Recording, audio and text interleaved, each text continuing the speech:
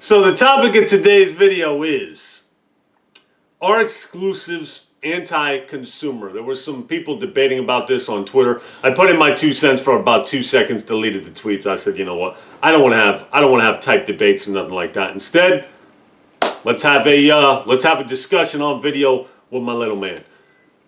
Yo.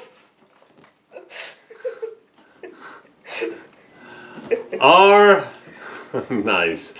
Are exclusives anti-consumer? I think, yeah. You think so? Yeah. Now, see, this is what I like. This is what I like about this. If I prep this kid, the videos just go like shit. If I don't prep him and just sit him down and just ask him without knowing his answer, it's always surprising. It's shocking to me that you're saying yes. It really is. Tell me how. I feel like they're anti-consumer because, well, it's like there are people on separate consoles, and if you have an exclusive, say, for just PlayStation, now those people are left out that are on Xbox. Let's say they don't have a PlayStation, and now they have to buy a PlayStation if they want to play, like, let's say Ghost of Tsushima, which is awesome. Right. It's an awesome game, and the only way anybody's going to be able to play that is that if they buy the separate console. So, not only sometimes they're probably going to need to be, they're online only. So not only are they going to need to buy the console, they're probably going to need the PS Plus and all that stuff. And then they need to get, once they've spent about $600, then they can get a game. Then they can get the game. And I feel like that's extremely anti-consumer. Okay, I got that.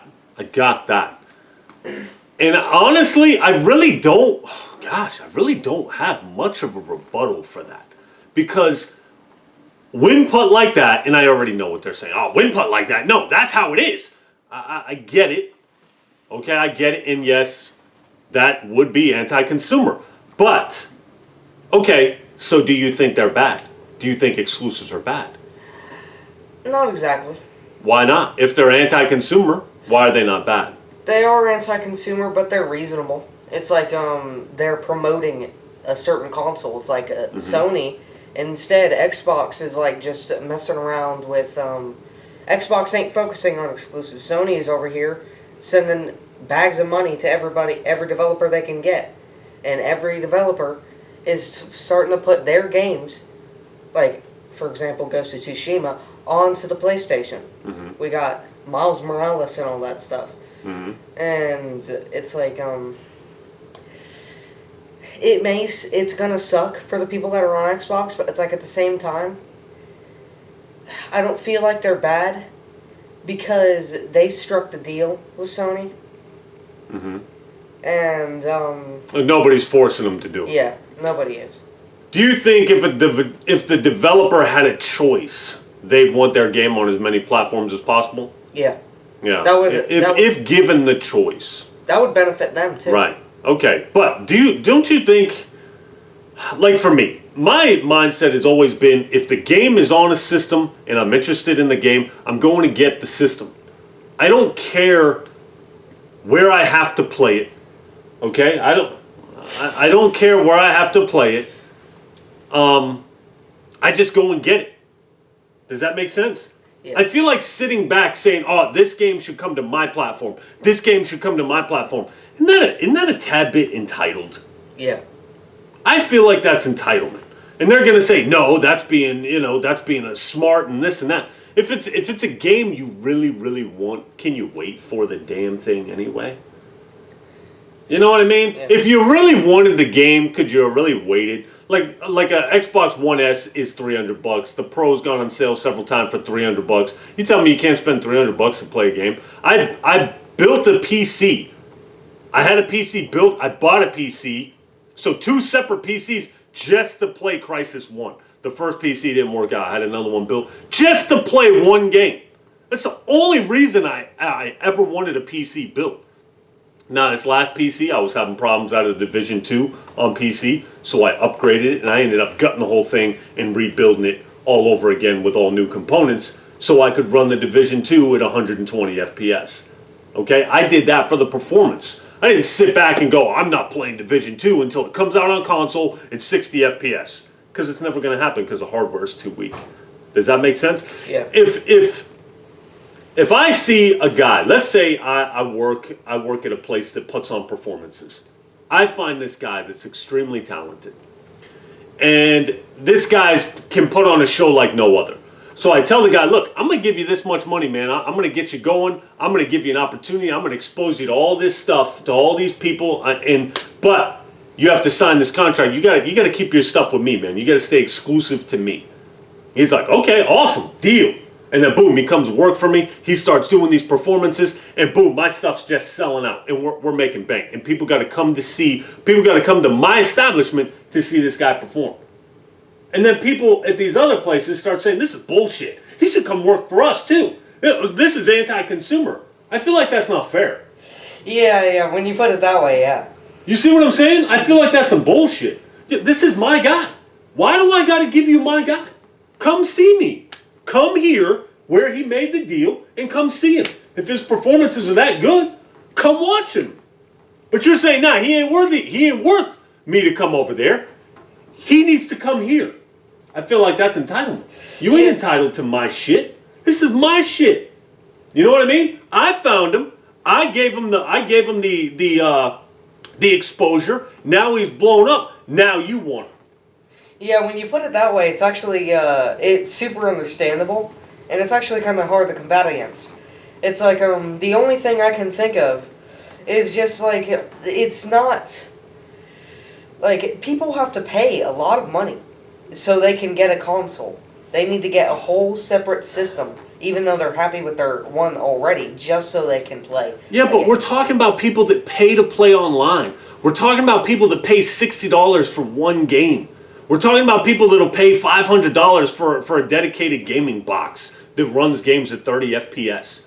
And you can't buy another system? You know what I mean? I just don't get this mentality. We're not talking about some poor kid that can't afford another console or his parents can't afford another console for him. How about let's make an educated decision. Okay, son, I can only afford one console. Or okay, son and daughter, I can only afford one console. What games on these systems do you like the best? And I'll get the system that you like the most. You know? And then those exclusives, you're just going to have to get another time in another place. But I feel like most of the people that shout anti-consumerism are PC elitists that don't like to venture outside of their box because they're too spoiled. You're too spoiled to leave your comfort zone. You refuse to step down with the peasants. Oh, I'm not stepping off my platform to go down into the mud with the lousy consolites. That's their mentality. Consolites? Yeah, that's their mentality. So they want all the console exclusives. Well, if the consoles are such trash, why do you want the exclusives? Because I won't play them until they're 60 FPS or better. So it's like, I just feel like, man, that's elitism, that's entitlement, and that's some bullshit. I've never had a problem with exclusives. By your definition, by how you stated it, yes, it is anti-consumer. But as a consumer, I go to where the games are. I go to where the good shit is. If I want something, I buy it. I don't sit back and complain and wait, it should be on the PC.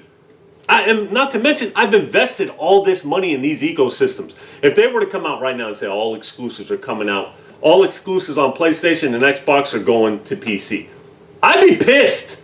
I was pissed when Xbox did. PlayStation, I hear Master Chief Collection, it's a rumor, could possibly go to another platform. If they put Master Chief Collection on PlayStation, I'd be pissed. You know what I mean? It's like, yo, you're giving away my shit. Wait a second. This is coming into consideration. PS5, Sony already has their exclusives, and it's a rumor that Xbox is trying to get the Master Chief Collection. Set a new platform. It could be Epic Game Store, which is on PC. I'm just saying. I doubt it'll go to Sony's platform. That's probably a 2% chance of that happening. Okay, it's more likely to go to Nintendo Switch at 30 FPS. You know what I mean? I'm just saying, if it went to, I'd be pissed. People couldn't understand why they're exclusive because they invested in this ecosystem. You invest in a console because of the exclusives. If you're buying a console strictly for multi-platform games, you're going to where your friends are at. Okay, there's some kind of preference. Me, I got tied to a console because of the exclusives. It made me invest in that ecosystem. I became attached to that console. What's the point in other boxes if every box does the exact same thing? What's the point? Where's the competition? You know, and yes, there would still be quality games if there was just one box. There absolutely would be. But I've put all this money into the Xbox. I put all this money into the PlayStation. I like having exclusives. And when those exclusives are no longer exclusives, you feel a little bit betrayed. It's not that you don't want other people to play them. It has nothing to do with that. It's the fact that, yo, I was told this was an exclusive. Now it's not exclusive no more. I feel like you kind of shit in my mouth. Yeah. How do you feel about timed exclusivity? I mean, honestly, it's like, I don't feel like timed exclusivity is that bad. It's like, at least you know it's the deal. It's not like they're coming out of the blue, taking an exclusive that's been, like, let's say a flagship franchise for so long, and sticking it onto another console. Instead, what they're doing is, like, they're letting you know, okay, here's the deal. You get this. You come to us, and you get this for a year. Then we'll release it. It's just like how it was in Modern Warfare. It's like they had survival mode for PS5, and then they brought it over to Xbox. So it's like, as long as you know the deal and the terms, I don't feel like timed exclusivity. I don't like leftovers. I don't like leftovers. That make sense? I'm getting your leftovers. I'm getting your bullshit leftovers. Let's say it was dinner time, okay? You ain't got nothing to eat. I'm over here eating. I go, all done. Here you go, buddy. You know what I mean? Aren't you like, yo, I can't get my own? You know what I mean? Does that make sense? Yeah. That's how I feel about timed exclusivity. Boom, we're gonna let these guys over here consume it, and then boom, when they're all done with it, we're gonna throw it to you. It's like, yo, man, no, don't try me like that. You give me this shit right on day one.